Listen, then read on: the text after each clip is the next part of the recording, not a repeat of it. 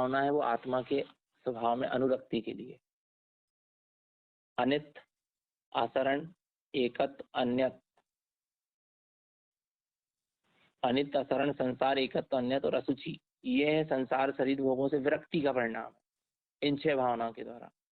और 6 भावना का चिंतन करके जीव आत्मा में अनुरक्त होगा। कौन कौन सी? आश्रव, संबंध, निद्रा, लोक, बोधि, दुर्लभ और धर्म। ये 6 भावना संसार से विरक्त करती है और 6 भावना आत्मा से अनुरक्त करती है। और ये 12 भावना ज्ञान का विषय है, ज्ञान का विषय कहा गया है। 12 भावना सम्यक ज्ञान का विषय है। जब ज्ञान में देखो सम्यक दर्शन हुआ, आत्मा की अनुभूति हुई, और जब आत्मा की अनुभूति हुई, सम्यक दर्शन हुआ, तो आत्मा का जो अतीन्द्रिय आनंद का स्वाद जीव ने चख लिया, अतीन्द्रिय ज्ञान आत्मा की का अनुभव कर लिया, अतीन्द्रिय ज्ञान में चैतन्य स्वभाव का। और उसने ये अनुभव कर लिया कि मैं सिद्ध स्वरूपी भगवान आत्मा हूँ। आत्मानुभूति में आत्मा कैसा आया? सम्यक दर्शन में आत्मा कैसे आया? सम्यक ज्ञानी के वेदन में आत्मा कैसा आया? सिद्ध स्वरूपी भगवान आत्मा आया कि मैं सिद्ध स्वरूपी भगवान आत्मा हूँ।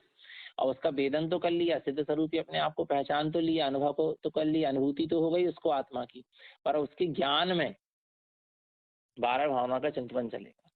तब वो संसार शरीर भोगों से विरक्त होते हुए आत्मा में अनुरक्त होगा। ज्ञान तड़प रहा ना आत्मा में लीन होने के लिए, पर आत्मा में लीन होने कौन नहीं दे रहा?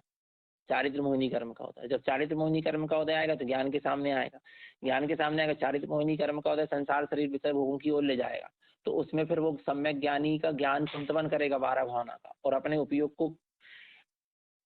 को कर्म चारित्र मोहिनी कर्म की ओर न ले जाकर स्वभाव की ओर झुकाने के लिए 12 भावना का चिंतन है। सम्यक ज्ञान का काम है, माने सम्यक ज्ञान पूर्वक 12 भावना का चिंतन होता है। और 12 भावना का चिंतन कब तक होता है? 12 भावना की चिंतन की कभी वैराग को उत्पन्न कराता है ना, वैराग भावना। इसमें लिखा ना, देखो अपन पढ़ते ना, मुनि सकल व्रति बड़ भागी, भव भोगन ते वैरागी, वैराग ओ पावन माई, चिंते अनुप्रेक्षा भाई। वैराग उपावन माई, वैराग को उपावन माने उत्पन्न करने वाली, माई, माई माने माता, चिंते माने चिंतन करो, वैराग को उत्पन्न करने वाली माता का चिंतन करो। अर्थात किसका चिंतन करो? अनुप्रेक्षा भाई। हे भव्य जीवों, तुम वैराग को उत्पन्न करने वाली माता का चिंतन करो, अर्थात अनुप्रेक्षा का चिंतन। अनुप्रेक्षा माने 12 भावना का चिंतन करो। अब 12 भावना ही वैराग को जन्म देने वाली क्या है? माता है। तो अब वैराग, देखो वैराग परम वैराग की ओर जाना चाहिए। पहले वैराग होगा, वैराग्य हो रहा है, संसार शरीर भोगों से विरक्ति आ रही है, तो आत्मा से अनुरक्ति हो जाए उस क्षण, तो वो वैराग्य काय में बदल गया? सम्यक वैराग्य में। वो सम्यक वैराग्य के बाद अब वो सम्यक वैराग्य काय में बदलना चाहिए? परम वैराग्य में बदलना चाहिए। तो सम्यक वैराग्य के साथ अब वो वैराग्य की वृद्धि होना चाहिए ना, विरक्ति, फिर निवृत्ति, संसार शरीर भोगों से विरक्ति, अविरत सम्यक दृष्टि और वृत्ति सम्यक दृष्टि को, चौथे गुण स्थान वाले और पंचम गुण स्थान वाले जीव को अवृति सम्यक दृष्टि, ग्रस्त श्रावक को वृत्ति सम्यक दृष्टि, प्रतिमाधारी श्रावक। इन दोनों को संसार शरीर भोगों से विरक्ति होती है, और एक देश निवृत्ति भी होती है। किसको? वृत्ति सम्यक दृष्टि को। परंतु पूर्ण रूप से निवृत्ति किसको होती है संसार शरीर भोगों से? मुनिराजों, भावलिंगी मुनिराजों को विरक्ति के साथ निवृत्ति भी हो जाएगी, क्योंकि उनकी वैराग्य की स्थिति क्या होती जा रही है? बढ़ते जा रही। वैराग्य की स्थिति वीतरागता की ओर बढ़ते जा रही, पर अभी भी परम वैराग्य की ओर नहीं पहुंच पा रहे। परम वैराग्य की वैराग्य को परम वैराग्य में और पूर्ण वीतरागता में बदलने के लिए मुनिराज तक को 12 भावना का चिंतन करना पड़ता। माने चौथे गुण स्थान वाले को भी 12 भावना का चिंतन करना पड़ रहा, पंचम गुण स्थान वाले को भी 12 भावना का चिंतन करना पड़ रहा, एक ग्रस्त को भी 12 भावना का चिंतन आवश्यक है, एक व्रति सम्यक दृष्टि को भी 12 भावना के चिंतन की आवश्यकता है, और एक महाव्रति साधु को भी 12 भावना की चिंतन की आवश्यकता है। क्योंकि आत्मा में अनुरक्ति पूर्ण रूप से, छठम गुण स्थान में मुनिराज क्या करेंगे? 12 भावना का चिंतन करेंगे। सातवें गुण स्थान में तो अपने स्वभाव में डूबेंगे, पर 12 भावना के चिंतन उनको छठवें गुण स्थान में करना पड़ेगा। तीर्थंकर तक को 12 भावना के चिंतन की जरूरत पड़ती है। अपन पढ़ते नहीं कि आदिनाथ स्वामी को जब बैराग वो 84,000 वर्ष पूर्व की आयु, 84 लाख पूर्व की आयु रही और 1 लाख पूर्व आयु प्रमाण शेष रही, तब संसार शरीर भोगों से विरक्त होते भाई, तब अंतरंग में 12 भावना का चिंतन करते हुए, तब ऋषि स्वर्ग, 5वें स्वर्ग के ऋषि स्वर्ग जाति के लोकांतिक देव आकर भगवान को वैराग भावना में दृढ़ करते भाई। तो उनको तीर्थंकर तक को 12 भावना का चिंतन करना पड़ता है, क्योंकि 12 भावना ही परम वैराग को, परम वैराग की ओर ले जाएगी। 12 भावना का चिंतन वैराग को सम्यक वैराग में बदलेगा। माने एक सम्यक सन्मुख मिथ्या दृष्टि को भी 12 भावना की चिंतन की आवश्यकता है। एक अवृत्ति सम्यक दृष्टि को भी 12 भावना की चिंतन की आवश्यकता है। और एक व्रति सम्यक दृष्टि, देशव्रति प्रथमाधारी सम्यक दृष्टि श्रावक को भी 12 भावना की चिंतन, और एक छठा गुण स्थान वाले महाव्रति भावलिंगी वीतरागी साधु को भी 12 भावना की चिंतन की आवश्यकता है। क्योंकि वीतरागता की वृद्धि को, वीतरागता को प्रकट करा के पूर्ण वीतरागता की ओर ले जाने वाली, वीतराग चारित्र को प्रकट कराने वाली है 12 भावना। कहने का मतलब ये है। तो देखो यहाँ कह रहे हैं ना, मुनि सकल व्रति बड़ भागी। मुनि कैसे हैं? सकल व्रति है। सकल व्रति माने जिन्होंने सारे व्रतों को धारण कर लिया, उनके लिए कोई व्रत लेने, माने कोई व्रत ही नहीं बचा जिस व्रत को उन्होंने धारण ना किया। सकल व्रति संपूर्ण व्रतों से भी बहुत ऊपर उठ गए। माने कहने का मतलब उनको अष्टमी चतुर्दशी नहीं लगती मुझे, 10 लक्षण 16 कारण जो उनको नहीं पाल, माने जो उनका उसमें जीवन हो गया। अपन को 10 दिन के लिए पालना पड़ रहा, उनका तो उसमें जीवन हो गया ना। अष्टमी चतुर्दशी मुनिराज को नहीं लगती, क्योंकि उनका तो व्रतमय जीवन है। उनके लिए कोई 16 कारण नहीं लगते, उनका 16 कारण भावनामय जीवन है। उनके लिए रत्नत्रय नहीं लगते कि रत्नत्रय 3-3 बार के कर रहे हो वो। हाँ, कोई जरूरत नहीं है, कर लें अच्छी बात है, पर ना भी करें तो कोई दिक्कत नहीं। क्यों नहीं है? क्योंकि उनका तो रत्नत्रयमय जीवन है, रत्नत्रय की तो मूर्ति है, रत्नत्रय से तो अलंकृत हो गए मुनिराज, सकल व्रती हो गए मुनि। सकल व्रती बड़ भागी, उनके लिए कोई अष्टानी का नहीं है कि 8-8 दिन उनको आत्मा की साधना करना पड़ रही हो 4-4 महीने के अंदर में। उनका जीवन ही व्रत, माने जीवन ही उनका धर्ममय हो गया, उनको जरूरत नहीं है इन चीजों की। ऐसा जीवन हो गया मुनिराज। मुनि सकल व्रति बड़ भागी। मुनि सकल व्रति हैं, बड़ भागी, संपूर्ण व्रतों को धारण करने वाले हैं, बड़ भागी हैं। बड़ भागी का मतलब क्या होता? बड़े भाग्यशाली हैं मुनिराज। सौभाग्यशाली या हो भाग्यशाली, उनके बड़ा भाग्यशाली 3 लोग में और कोई नहीं है। पर भावलिंगी निर्गंध वीतरागी साधु बड़े भागी, उनसे बड़ा भाग्यशाली इस 3 लोक में कोई है ही नहीं। अच्छा, क्यों नहीं है भाग्यशाली उनसे बड़ा? कि कुछ ना होने के बाद आनंद में, कुछ परिग्रह नहीं, तिल तो श्वास भी परिग्रह नहीं जिनकी जीवन, निर्गंत अवस्था, दिगंबरत अवस्था है, फिर भी आनंद में। फिर भी 3 लोक की संपदा में से एक भी संपदा नहीं है। पर यदि 3 लोक की ऐसी 3 लोक की आनंद संपदा इकट्ठी कर दी जाए तो उससे भी जो आनंद नहीं आएगा, उससे भी कई गुना आनंद मुनिराज भोग रहे हैं उस आनंद। तो उनसे बड़ा भगवान कौन होगा? सिद्धालय में जो सिद्ध भगवान जिस परमानंद को भोग रहे हैं, उसी परमानंद को मुनिराज भोग रहे हैं, भावलिंगी निर्गंध वीतरागी साधु।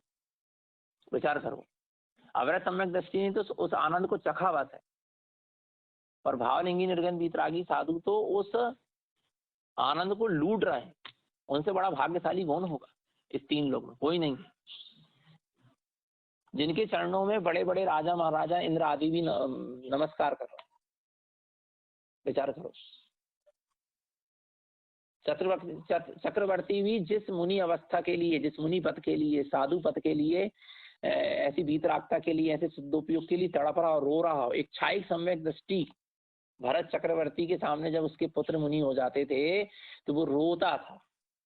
भरत चक्रवर्ती रोते थे, दुखी होते थे कि बताओ मैं कहाँ पाप में से कसाय के बीच में पड़ा। इतना क्षायिक सम्यक दृष्टि होने के बाद, आत्मा का दृढ़ अटल अचल अखंड श्रद्धान होने के बाद भी उसका ज्ञान तड़पता था अपनी आत्मा में लीन होने के लिए और साधु होने के लिए, वीतरागता को धार। माने चक्रवर्ती भी जिस पद के लिए तरस रहा हो, रो रहा हो, तड़प ललायित हो, जिसके पास कोई कमी नहीं है, तीर्थंकर के पास कोई कमी नहीं ग्रस्त अवस्था में, देवता जिनके भोजन बना रहे, देवता जिनके वस्त्र आभूषण की व्यवस्था कर रहे हैं, कौन के? तीर्थंकरों के। विचार करो तो और तीर्थंकर के गृहस्थ अवस्था में उनके कोई कुटुंबी मरते नहीं कि उनकी आंखों में कभी आंसू आए, कोई इष्ट का वियोग नहीं होता, इतना पुण्य का होता है। कोई मुनि के सामने गृहस्थ जीवन में तीर्थंकर झुकते नहीं, इतना पुण्य का होता है तीर्थंकर का, तो भी वो मुनि पद के लिए ललायित है, तरस रहे। माने कितने भाग्यशाली नहीं होंगे मुनिराज। मुनि पद, साधु पद, दिगंबरत्व पद या निर्गंथ दशा और ऐसा शुद्धोपयोर, ऐसा वीतराग चारित कितना उत्कृष्ट नहीं होगा जिसके लिए तीर्थंकर जैसे तरस रहा है, जिसके लिए चक्रवर्ती जैसी विभूति का धारी जीव तरस रहा है, विचार करो। और जिसके लिए देवता तरस रहा है कि हमको कब मनुष्य पर्याय मिले और कब मुनि बने। माने इसलिए तो कहा कि बड़े भागी, इसके 3 लोग में निर्गंध, दिगंबर, भावलिंगी, वीतरागी साधु से बढ़कर कोई भाग्यशाली है ही नहीं।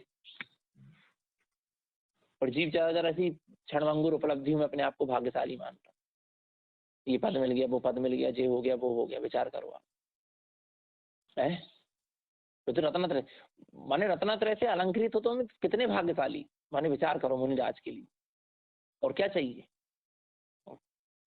राष्ट्र संत की चाह चल रही, कहीं संत की चाह चल रही, पर संत की तुम तो माने यदि तुम वास्तव में भावलिंगी, निर्गंध, वीतरागी साधु, तुम्हें तो कोई चीज की चाह नहीं होना चाहिए। कितने उत्कृष्ट मुनि सकल व्रति बड़े भागी, भव भोगन ते वैरागी। और कैसे हैं भाव और भोगों से, कैसे हैं वे वैरागी, विरक्त है। संसार और भोगों से क्या है, संसार शरीर और भोगों से क्या है, विरक्त है। और विरक्त भी है और निवृत्त भी है। अव्रति सम्यक दृष्टि, ग्रस्त श्रावक और व्रति सम्यक दृष्टि तो अभी विरक्त बस है, निवृत्त कहाँ हो पा रहा, छूट कहाँ पा रहा। उसको संसार शरीर भोग दुख रूप तो लग रहा है, पर दुख रूप लग रहा है पर छूटे नहीं है ना अभी। पर यहाँ तो मुनिराजों के भाव भोगन से वैरागी, भाव संसार शरीर भोगों से वैरागी भी है, विरक्त भी है और निवृत्त भी होगा, छोड़ भी दिया उन्होंने, पर विरक्ति पूर्वक छोड़ा। पहले है जाना है, झूठा जाना है। क्यों झूठा जाना, क्योंकि आत्मा सत्य लग रही, इसलिए सब चीज उन्होंने क्या कर दी, छोड़ दिया। और बेमुनिराज भी अब वैराग भावना का चिंतन करता है, क्योंकि कहीं ना कहीं संसार शरीर भोग को छोड़ तो दिया, विरक्ति भी है, निवृत्ति भी है, आ रहा नहीं, पर अभी पूर्ण शुद्ध उपयोग में रमणता नहीं हो पा रही ना। तब क्या करेंगे, तो देखेंगे संसार का स्वरूप और उससे फिर बचेंगे, फिर अपने स्वभाव में डूबेंगे। अब कौन सी चीज से विरक्त है, संसार का रस तो बचा नहीं, पर जो अंदर में शुभ राग आदि आ रहा है ना, मुनिराज के अंदर शुभ राग आता है, प्रशस्त राग आता है, वो भी, उससे भी वो विरक्त होना चाह रहा है, उससे भी निवृत्त होना चाह रहा है। विचार करो, संसार क्या है, मोह राग देश आदि की परिणति ही संसार है, ये भीतर का संसार है, इससे भी विरक्ति आना चाहिए। बाहर के संसार शरीर भोग बस से नहीं। अभी तो अपन को परिवार से विरक्ति आ रही है, यदि अपने अनुकूल नहीं है तो संयोगों से विरक्ति आ रही है, ये संसार से विरक्ति कहला रही। व्यवहार में शरीर से विरक्ति आ रही है कि शरीर का नासवान क्षणभंगुर है भैया, इससे विरक्ति आ रही। पर यहाँ विरक्ति किससे बात चल रही है, यहाँ भोगों से विरक्ति आ रही कि क्षणभंगुर भोग है, थोड़ी देर का आनंद है भोगों में, उसके बाद फिर दुख ही दुख है, दुख के ही बीज है भोग। तो ऐसी विरक्ति आ रही, बाहर के जो संसार शरीर भोग से विरक्ति आ रही। पर ज्ञानी जो होता है ना, वो किससे विरक्त होता है, ये संसार शरीर भोग से जीव कई बार विरक्त हुआ, पर ज्ञानी ने संसार किसको माना, चार गति को नहीं माना। वो तो व्यवहार में बाहर में कहने में आता है कि चार गति संसार है, स्त्री पुत्र परिवार संसार है, धन दौलत मकान लाड़ी गाड़ी के बीच में रह रहे तो संसार है। ये संसार नहीं, संसार है मिथ्याद मोह राग देश कसा है, ये संसार है, ये अंदर में जीव ने बताया, इससे विरक्ति आना चाहिए। तो मोह राग देश कसाय ही संसार है, और जो पुण्य पाप की प्रकृति ये भी तो संसार ही है ना, संसार का ही कारण है। तो शुभ राग अशुभ राग भी संसार है। मुनिराज को क्या किससे विरक्ति है, संसार शरीर भोगों से विरक्ति है क्या, कोई भाव लेंगे वीतरागी साथ पहले से विरक्त है, तो निवृत्त हो चुके इससे। फिर विरक्ति, फिर वैराग भावना का चिंतन किसके लिए कर रहा है, जो उनके अंदर शुभ राग का परिणाम जाग रहा है ना, जीवों को उपदेश देने का, धर्म उपदेश देने का, ग्रंथों का लेखन करने का, शिष्यों के प्रति जो अनुराग जाग रहा है, उससे भी उनको क्या आ रही है, क्योंकि उसमें भी उनको लग रहा है कि मेरा समय व्यर्थ जा रहा है, मुझे अपने स्वभाव में जाना। जो सामायिक वंदना, प्रतिक्रमण, स्वाध्याय, कायक सर्जिच्छा आवश्यक है ना, जो इसका वो पालन कर रहा है, तो उससे भी विरक्ति आ रही है, क्योंकि वो भी शुभ आचरण है, शुद्धोपयोग में आचरण नहीं है। कि अपने स्वरूप में नहीं डूब पा रहा, इसलिए तो स्वाध्याय कर रहा है, इसलिए तो प्रतिक्रमण कर रहा, और अपने स्वभाव में डूब जाए तो काय का प्रतिक्रमण, नहीं आ रहा समझ में। तो ये उनको इस सुबह चरण से भी विरक्ति, ये संसार है उनका। उनको इससे भी संसार बचा, संजलन कसाय रूप संसार बचा, शुभ राग रूप संसार बचा, प्रशस्त राग रूप, उससे विरक्त है। हम अपन को भी शुभ शुभ रूप पुण्य पाप रूप जितनी भी परिणतियां, इन सबसे विरक्ति आना चाहिए। अपन को भी मोह राग देश कसायों से विरक्ति आना चाहिए। जब संसार से विरक्ति, संसार शरीर, अब शरीर से विरक्ति क्या? अब ये शरीर, अच्छा एक चीज बताओ, ये शरीर तो हड्डी मांस खून पीप चर्बी मवाद वाला है, मल मूत्र वाला है, इसलिए अपन को इसको देख के विरक्ति आ रही, ठीक है ना।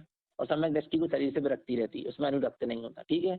पर देव गति के जो जीव है उनको तो कौन सा शरीर मिला? ये तारण स्वामी है, कुंद कुंदाचार्य, सब देव गति में है ना, इनको तो बेकरी एक शरीर मिला ना, सर्वांग सुंदर शरीर मिला, उसमें तो कोई हड्डी पीप मवाद खून चर्बी नहीं है। फिर क्या हुआ? क्या उनको विरक्ति नहीं है फिर शरीर से? कि इसी चीज का बस विचार करके विरक्ति आई? ये तो बहुत स्थूल है कि शरीर के उसको देख के विरक्ति आ रही, हड्डी मांस चर्बी खून पीप मल मूत्र वाला, इसलिए विरक्ति आ रही।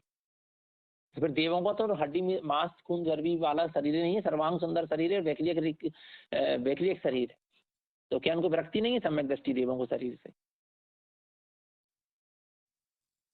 नहीं रहा।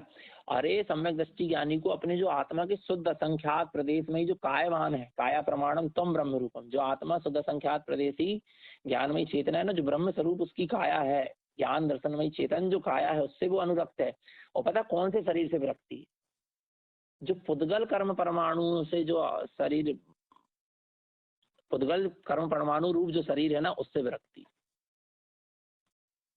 नहीं आ रही समझ में क्या? ये जो हार्ड मास चर्बी पीप मवाद का जो शरीर है ना, इससे विरक्ति नहीं। विरक्ति काय से? जो आत्मा के प्रदेशों में वो पुद्गल कर्म परमाणु, अभी जो शाम को अपन चर्चा कर रहे थे कि आत्मा के प्रदेश और पुद्गल कर्म परमाणु एक क्षेत्र अवघा संबंध है ना, तो जो आत्मा के प्रदेशों में जो पुद्गल कर्म परमाणु फैले हुए हैं ना, वही तो शरीर है।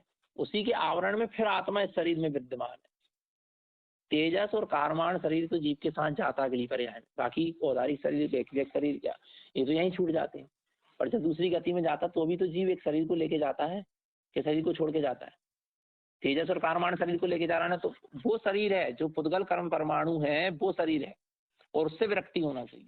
माने ज्ञानावर्णी दर्शनावर्णी मोहिनी अंतराय आयु नाम गोत्र और भेदनी, ये पुद्गल परम परमाणु की व्यवस्था है। इन 8 कर्मों से विरक्ति होना चाहिए, तब आपका शरीर से विरक्ति कि ये मेरे लिए दुखदाई, ये 8 कर्म मेरे लिए क्या है? दुखदाई है। ये असुचि रूप है जो मेरी आत्मा को मलिन, शरीर कहाँ आत्मा को मलिन कर रहा? हड्डी खून पीप मवाद चर्बी है, मल मूत्र तो आत्मा को कहाँ स्पर्श कर रहा है?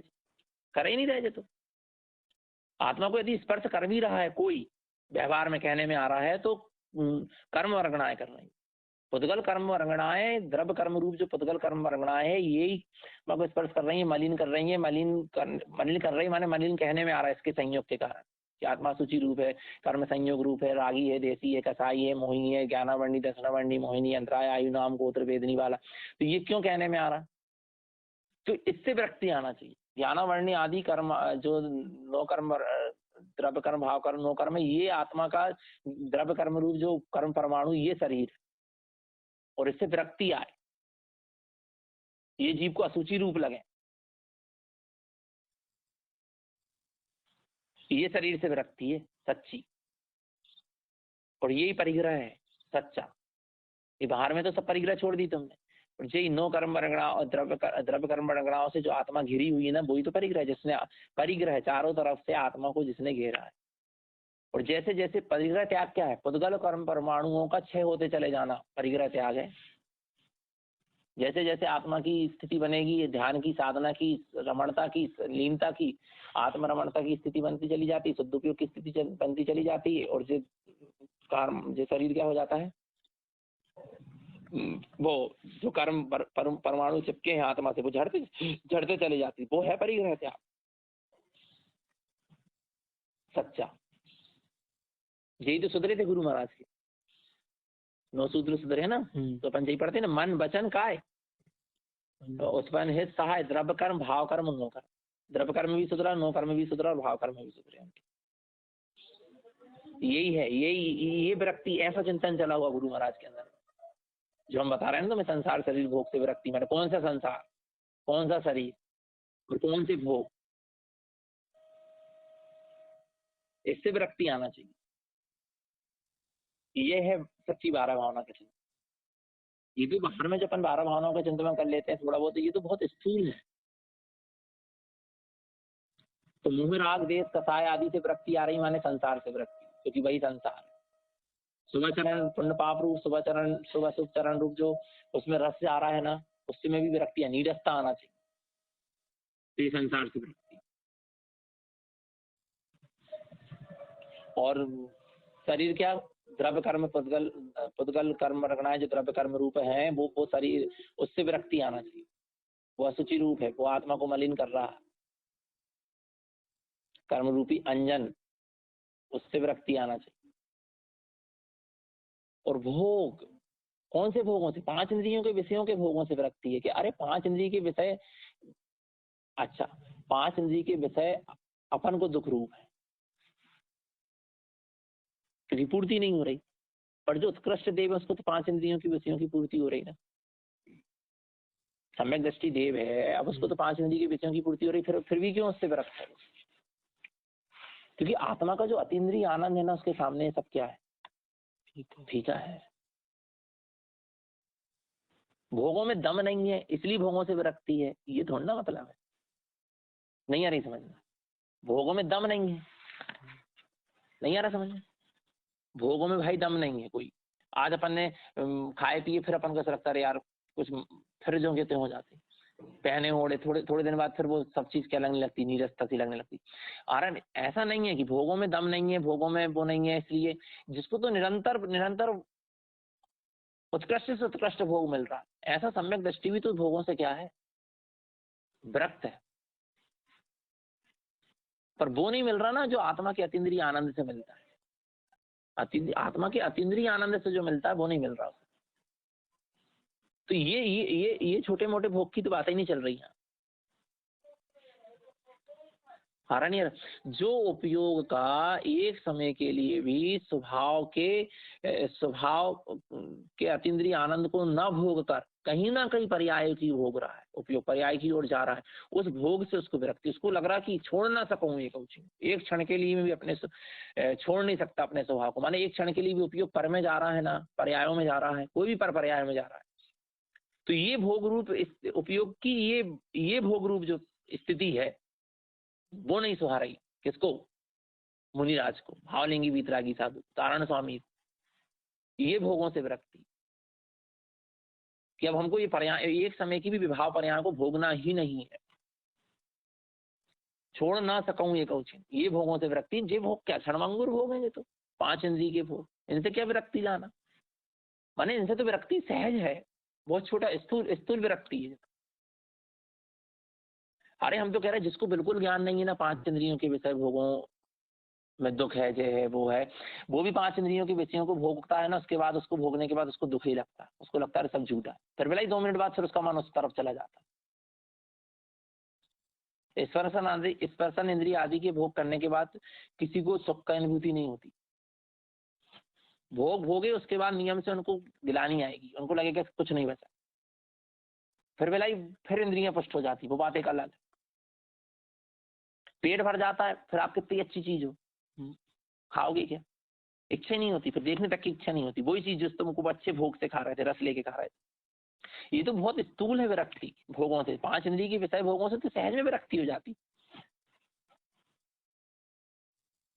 परंतु यहाँ कौन से भोग की विरक्ति चले कि उपयोग ज्ञानी का, सम्यक दृष्टि ज्ञानी भावलिंगी निर्गन वीतरागी साधु का जो उपयोग अपने स्वभाव में रमण कर रहा है, स्वभाव में रमण करते करते करते यदि वो उपयोग यदि पर्याय की ओर झुक गया, किसकी ओर, तो वो जो पर्याय का भोग होने लगा उपयोग में, उससे भी वो भी सुहा नहीं रहा, एक समय के लिए नहीं सुहा, उसको लगा स्वभाव में। और यहाँ तक कि अभी यहाँ पर और अपन गहराई में जाएंगे तो यहाँ पर जो स्वभाव की आश्रय से जो पर्याय प्रकट हो रही ना, उसका भोग भी नहीं सुहा।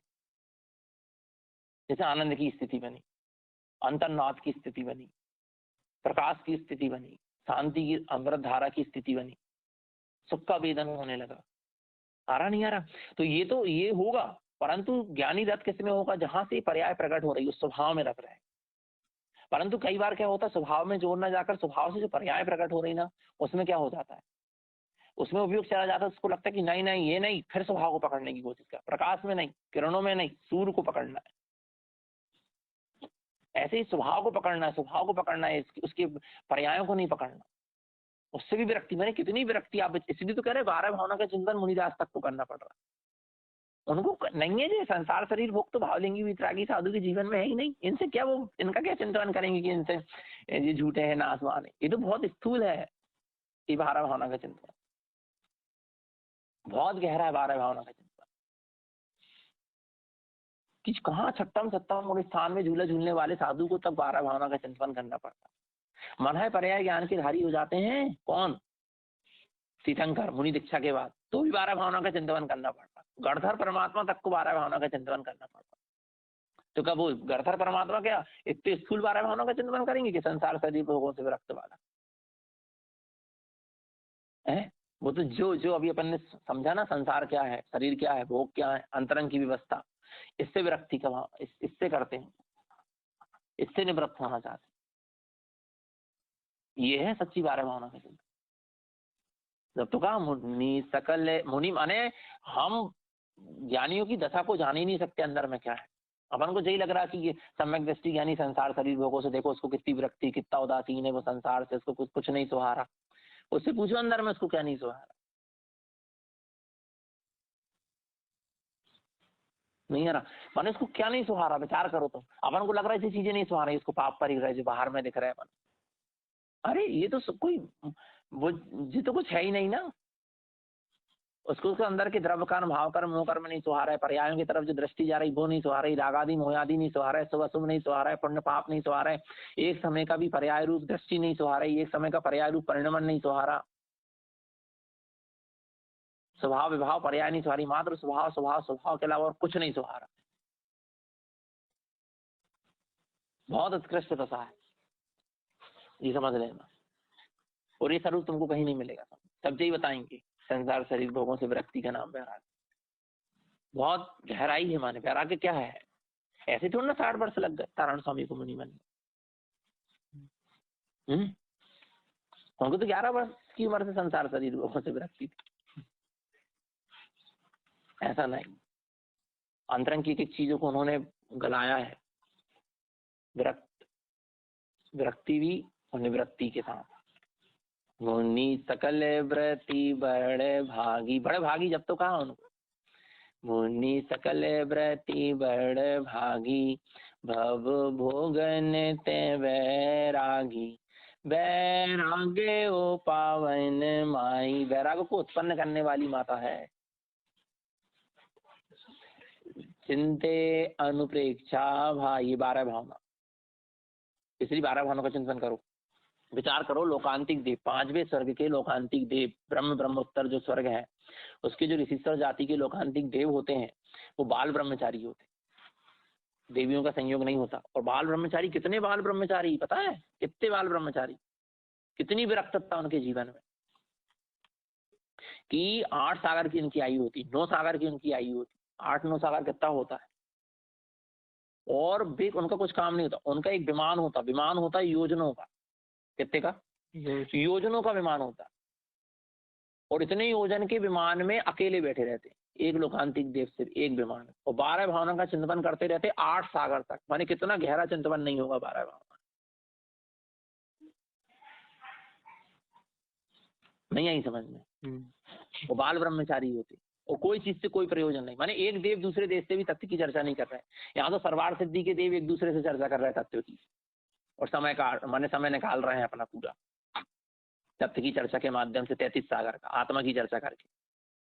पर लोकांतिक देव के पास तो ये भी व्यवस्था नहीं, क्योंकि देव ही नहीं है उनके विमान में दूसरे, वो अकेलो इतने बड़े योजनों के विमान में अकेला देव बैठा लोकांतिक देव। कितनी विरक्त वाला, कितना एकांतवासी होके यहाँ से विदा लिया होगा, कितना सबसे निवृत्त होके विदा लिया होगा कि तथ्य की चर्चा तक करने का राग नहीं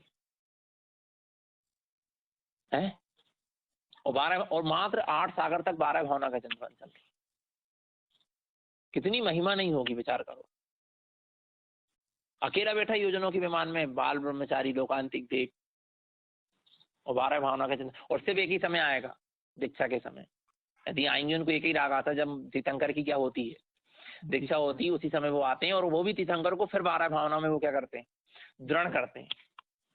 माने तीर्थंकर तक को 12 भावना में दृढ़ता दिला रहे हैं वो, कि आप अपने से खिसक नहीं जाना। इतना उनकी दृढ़ता है अपने आप में 12 भावना की चिंतन की धारा निरंतर चल रही है उनके अंदर। कितना उत्कृष्ट, कितनी विशाल नहीं होगी 12 भावना का चिंतन। हम तो कह रहे हैं निरंतर 12 भावना का चिंतन चलते रहना चाहिए। चल नहीं सकता क्या? निरंतर तो संसार शरीर भोग का स्वरूप दिख रहा है ना सामने, विरक्ति का परिणाम बार बार आना चाहिए, बार बार आना चाहिए, लगना चाहिए सब झूठा है, सब झूठा है, सब नाशवान है, सब क्षणभंगुर, आत्मा ही सत्य है, स्वभाव ही सत्य है, अपनी सत्ता ही सत्य है, इसका कुछ सत्य नहीं है, कुछ सत्य नहीं है। जब भी असत्य मानताओं में पर्याय में दृष्टि जाए, नहीं नहीं नहीं नहीं, ये सब झूठा है, ये सब झूठा है, मेरा स्वभाव सत्य है, मेरा स्वभाव सत्य है, मैं सत्य हूँ। ये तो चिंतन हो गया 12 भावना, और क्या है क्या नहीं है? ऐसे इसका चिंतन होना चाहिए अपन को अपने स्वरूप का।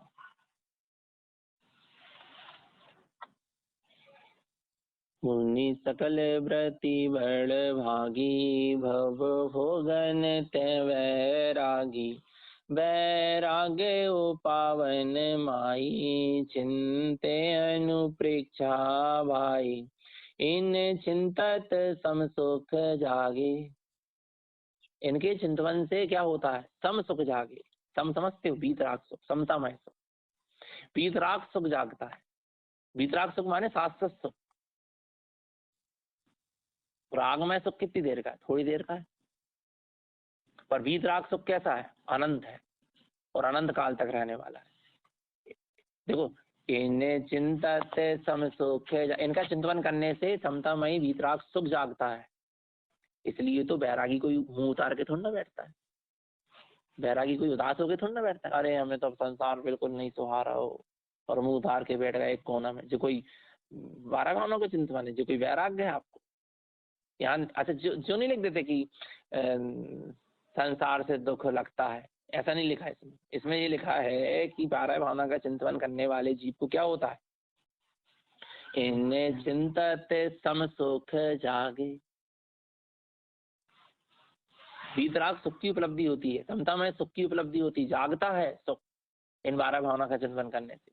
जीमी जलन पवन के लागे, जैसे हवा के लगने से पवन क्या होती है? वो पवन माने हवा के लगने से अग्नि क्या होती है? भभकती है, तेज होती है। ऐसे ही 12 भावना के चिंतन करने से सम्यक ज्ञान जागा है ना, वो क्या होता है? और जो सम्यक ज्ञान के साथ सुख, ज्ञान प्रमाण सुख, सम्यक ज्ञान के साथ जो सुख जागा वो क्या होता है? बढ़ता चला जाता है, वृद्धि को प्राप्त हो जाता है। जब ही जिए आत्म जाने, तब ही जिए शिव सुख ठाने। जब जीव आत्मा को जानता है तभी वह शिव सुख को प्राप्त करता है, शिव सुख में ठहर पाता है। बिना आत्मा को जाने जीव आत्म सुख में ठहर नहीं पाता, मोक्ष के सुख में ठहर नहीं पाता, शाश्वत सुख में ठहर नहीं पाता, आनंद सुख में नहीं ठहर पाएगा जब तक आत्मा को नहीं जाने। इसलिए 12 भावना के द्वारा समतामयी सुख को जगाओ, वीतराग सुख को जगाओ। एक बात तो ये निश्चय रखो कि यही सत्य मार्ग है, अभी शाम को बताया ना, यही सत्य मार्ग है। भावना तो भाव दे सत्य मार्ग की, भलाई चल पाओ और बिल्कुल ना चलो। एक ये सम्यक है, ये मिथ्या है, इतना तो ध्यान रखो। ये सही, ये गलत है, ये दोष है, इसमें गुण है। और भावना किसकी? भावना सही की भाते जाओ, भाते जाओ, सही की सत्य की भावना भाते जाओ, भाते जाओ। भलाई तुम्हारा मन वचन काय सब विपरीत जाए, पर तुम सत्य की भावना भाते जाओ। ज्ञान तो सत्य की भावना भाता जाए ना, तो जो होना होगा होगा। मन वचन काय और औदायिक, देखो मन वचन काय और औदायिक भाव, कर्म के उदय से होने वाले भाव कहीं खींच के ले जाए। कर्म का उदय तुम्हें कहीं खींच के ले जाए, पर तुम्हारा ज्ञान में भावना सही की चलना चाहिए। गलत हो भी रहा ना परिणाम से, भावना सत्य की चले, एक दिन सत्य की उपलब्धि हो जाएगी। आप क्या सोच रहे हैं? नियम से होगी। भावना तो स्वभाव की ही भाव, संसार शरीर भोग की भावना तो भाव मत कितना ही मन का है, कितना ही वचन का है, कितना ही काया का है, कितना ही औदायिक भाव संसार शरीर विषय भोगों की ओर ले जाए, असंयम की ओर ले जाए। तुम तो भावना तो सम्यक्त की, संयम की, ब्रह्मचर्य की, वीतरागता की बात चलो, बातें चलो। हम तो कह रहे हैं नहीं हो रहा है इन चीजों का पालन, सम्यक्त का, संयम का, वीतरागता का, ब्रह्मचर्य नहीं हो रहा पालन, तो भी बातें चलो। भावना पता तो चाहिए कि यही सत्य है, हम जो कर रहे हैं वो गलत है। भावना तो उसकी भावना, सत्य की भाव।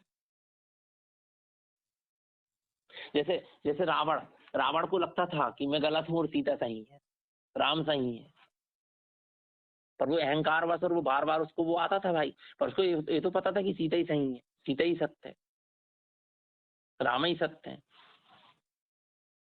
नहीं आ रहा समझ में? ऐसे अपन को भी इतना तो ज्ञान हो गया ना क्या सत्य और क्या सत्य है, भाई छोड़ नहीं पा रहा गलत चीज को, पर ये तो कहते रहो कि हाँ भाई यही सत्य और यही सत्य, और इसी उसी की भावना वहां।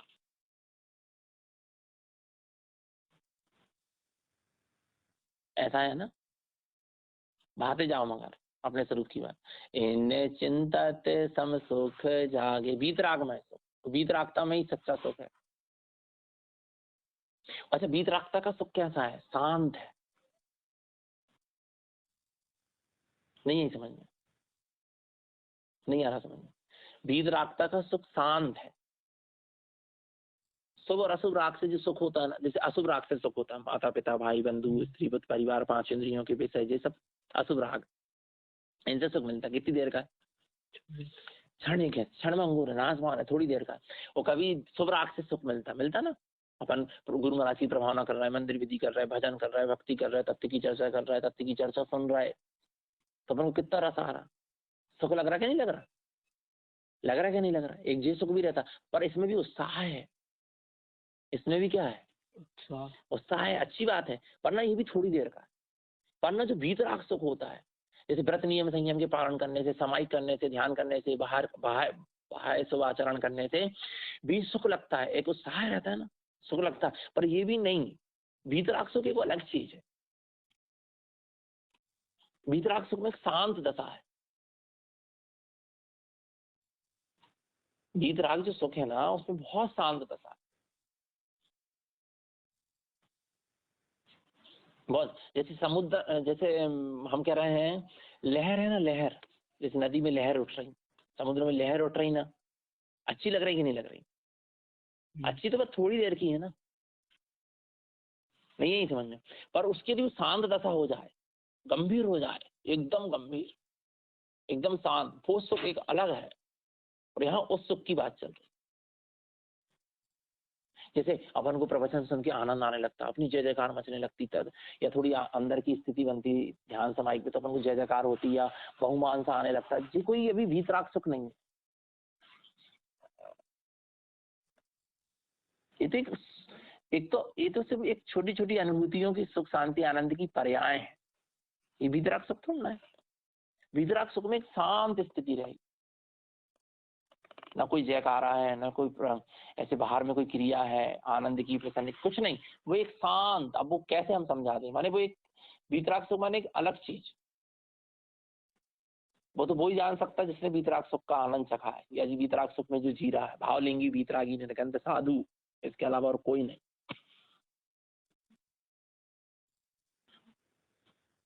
बताओ ना, 4-4 दिन तक ध्यान में बैठे रहते थे गुरु महाराज, किस सुख में बैठे रहते थे? सुख मिलता तभी जीव कुछ चीज को कर पाता है। नहीं आ रहा समझ में? 4-4 दिन तक, 8-8 दिन तक। मंगलवार मिलन 32, रमण 36, विचार करो तुम, 36 अरपों में रमण करते रहे, 32 मंगलवार निकल गए, विचार करो तुम। 6-6 दिन तक बैठे रहे, 4-4 दिन तक ध्यान साधना में, 3-3 दिन तक, 2-2 दिन तक, माने विचार करो आप, बिना खाए पिए, बिना कुछ चीज किए, बिना प्रवचन कर, माने उपदेश देने का भी आग्रह नहीं, कुछ नहीं लगता था उनको, ध्यान कर ले, समाई कर ले, मंत्र जप कर ले, कुछ नहीं, डूबे हैं अपने में। वीतराग सुख, वीतराग सुख के लिए पहाड़ों में, जंगलों में, गुफाओं में, कहाँ ऐसे गुप्त गुप्त जाकर बैठ गए, कोई रसा ही नहीं ना। अपन को भी ये तथ्य चर्चा करने का, सुनाने का, अच्छी अच्छी चीज अपने अंदर से आ रही, कोई अनुभव की, जल्दी से भैया कोई को बता दो, तो जो भी सब जो जो चिरागा ही रंग है ना, है क्या नहीं है? वीतराग सुख माने कितना परम सुख रहता होगा जिससे मुनिराज बाहर नहीं निकालना चाहते होंगे, और उसमें उसी सुख को भोगते भोगते भोगते भोगते अंतर्मुख में केवल ज्ञान प्राप्त कर लेते होंगे। और केवल ज्ञान प्राप्त करके फिर अनंत अनंत काल तक सिद्ध होकर अनंत अनंत काल तक उस वीतराग सुख में निमग्न हो जाते हैं। कितनी आनंद की स्थिति नहीं होती हो, विचार करो। उस वीतराग सुख की चाह होना चाहिए। जब तो लिखा इसमें इन चिंतित सम सुख जागे, इसका चिंतन करने से समतामयी वीतराग सुख की उपलब्धि होती है। और वीतराग सुख के लिए सम्यक ज्ञान के साथ वीतराग चारित्र चाहिए। सराग चारित्र वाले को वीतराग सुख नहीं मिल सकता। एकाध समय का ज्ञान में आ सकता है कि वीतराग सुख क्या कहलाता है, पर रमणता नहीं हो सकती। जब तो तड़पता है। अव्रति सम्यक दृष्टि, व्रति सम्यक दृष्टि साधु होने के लिए क्यों तड़पता है, मुनि होने के लिए क्यों तड़पता है, निर्गंध दशा को प्राप्त करने के लिए क्यों तड़पता है? क्योंकि उसको पता है ना कि इस भूमिका में मैं वीतराग सुख का आनंद नहीं लूट पाऊंगा। वीतराग सुख के आनंद को लूटने के लिए तो मुझे वीतराग चारित्र को धारण करना। सराग चारित्र में वीतराग सुख को नहीं भोग सकता। सराग चारित्र माने अभी अपन जिस भूमिका में, यदि अविरत सम्यक दृष्टि है तो, और व्रति सम्यक दृष्टि है तो, आत्माधारी है सम्यक दृष्टि तो सराग चारित्र है। और वीतराग चारित्र 7वें गुण स्थान से और ऊपर की स्थिति की लिए वीतराग चारित्र की। तब समतामय सुख, जब तो वो समतामय सुख में वो होता है अपूर्वकरण अनिवृत्तिकरण गुण स्थान प्रकट होते।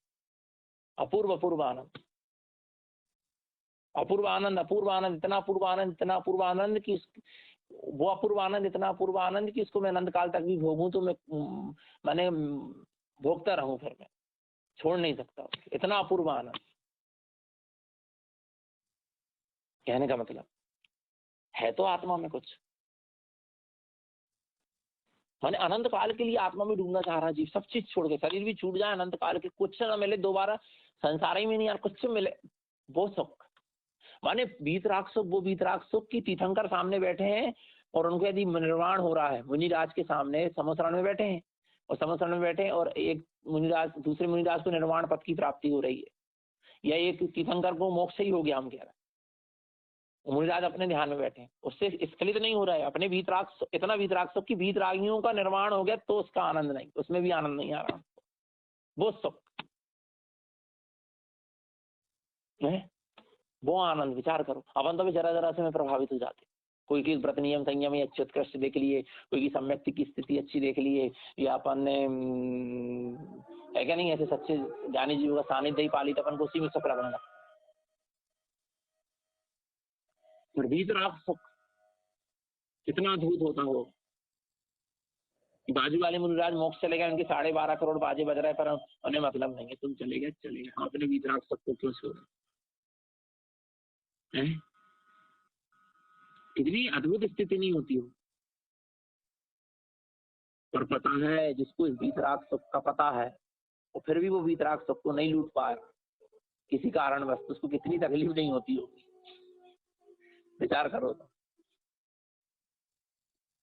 नहीं आ रही समझ में? ये उसको पता है कि यही मार्ग सही है, ये यहीं तक हमको पहुंचना है, सब कुछ दिख रहा, सब कुछ पता, फिर भी नहीं पहुंच पा रहा, तो कितनी तकलीफ नहीं होती हो। जब तो तड़पते थे कौन? भरत चक्रवर्ती, जब उनके पुत्र उनके सामने वीतरागी साधु हो जाते। विचार करो। और आज लोग उस नियम संयम को धारण करने के बाद भी, महाव्रत आदि को लेने के बाद भी वीतराग सुख तो तुम हंस को भी हंस को पता नहीं, समझ में आ लगे कहाँ कहाँ नहीं लगता जी, पता कहाँ कहाँ जीव नहीं फंस गया, बताओ। इतना स्पष्ट साधु पद लेने के बाद भी जी, मुनि पद लेने के बाद भी कहाँ कहाँ नहीं फंस जाता, पता ही नहीं है कि वीतराग सुख का है, वीतराग आनंद क्या है, वीतराग चारित्र क्या है, किसके लिए निकले हैं, किसमें रमण करना है, किसको भोगना है, किसमें डूबना है,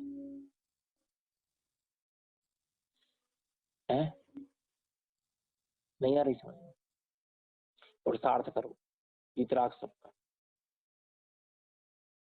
तो यहीं से मोक्ष गए क्या नहीं गए, कितने जीव गए, 3 करोड़ 3.5 करोड़ कितने मुनि गए, 2 चक्रवर्ती गए, और इस काम और 10 कामदेव मोक्ष गए, सब छोड़ के गए कि नहीं, और अपने वीतराग सुख चारित्र में निमग्न होके चले गए कि नहीं चले गए? विचार करो वास्तव में। किन्ने चिंतत सम सुख जागे। जब तो अभी हमको एक दिन आई थी, हमने बात होता में थे, जब हम प्रवचन में बोले थे इस चीज कि हम रोज वो भावना आते थे ना, आते ही मैंने अभी भी हाथ है पढ़ लेते हैं, संत साधु बन के विचरू में घड़ी कब आएगी, हाथ में पीछे का मंडल वैराग की छा जाएगी, हाथ में पीछे का मंडल दीक्षा की घड़ी कब आएगी, त्याग दूंगा आएगा वैराग मुझको छोड़ दूंगा मोहन। मैंने जब भावना आते थे कि कब पीछे का मंडल आएंगे, कब नग्न दिगंबर वेश होगा, कब जंगल और गुफाओं में ध्यान करेंगे। और कितनी स्थूल भावना है, कितनी छोटी भावना है।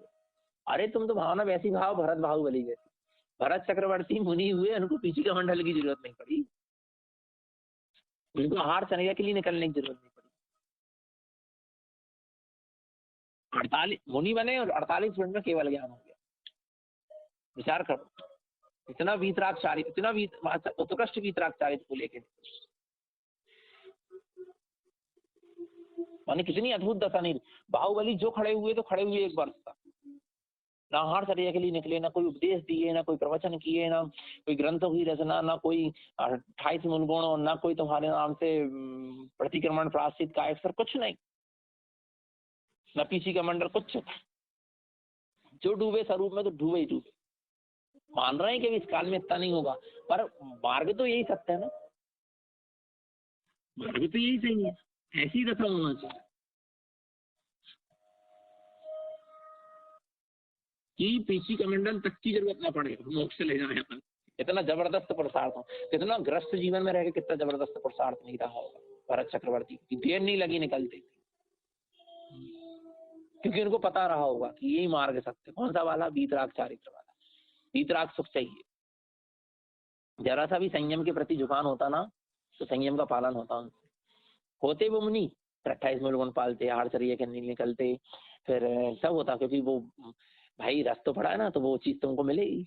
जैसे हम अपन को रस पड़ा है नियम संयम को, तो अपन को वो चीज मिल रही, और उनको रस सिर्फ आत्मा का, आत्मा ही आत्मा माने स्वरूप के अलावा, वीतराग स्वरूप के अलावा, परम वार्णामिक भाव के अलावा कुछ नहीं दिख रहा उनको, कुछ दिखा ही नहीं उनको। विचार करो,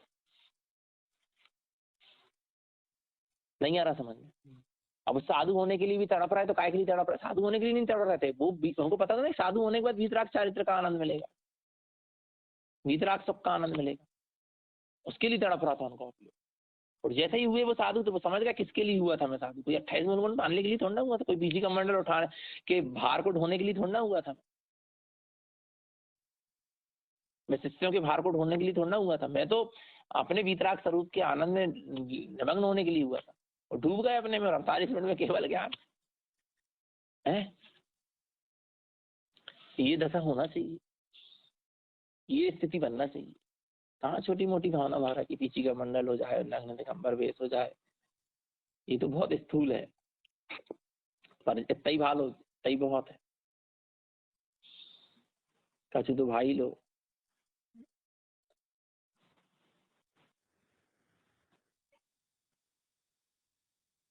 दोबारा भावना भाने से अपने अंदर की जो ज्ञान ज्योति जली है, और जो अपने को सुख उपलब्ध हुआ है आत्मा का, उसमें वृद्धि होती है, और आत्मा को जाने बिना मोक्ष सुख की प्राप्ति हो सकती नहीं है। अब इसकी पूरी अपन व्याख्या कर सकते नहीं है, टाइम बहुत हो रहा है।